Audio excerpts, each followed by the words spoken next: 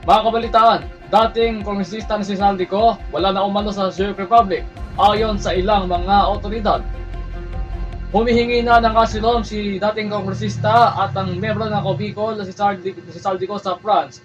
Ayon sa anunsyo ng Malacanang nitong Martes, isang araw matapos sabihin ng mga otoridad ng SEC sa isang misyong Pilipino na pinamumunuan ni Justice Secretary Frederick Bida na wala na sa kanilang kustodiya ang dating kongresista na naharap sa mga kasong graft at malversation.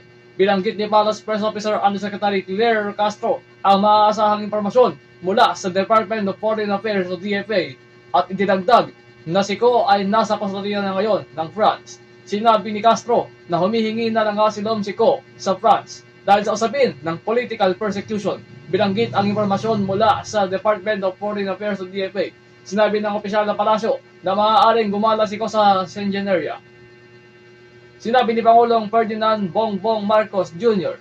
dito lamang Huwebes na si Ko ay nahuli at nasa kustodiya na ng mga opisyal ng Czech Republic matapos umanong magkaroon ng mga isyu sa dokumentasyon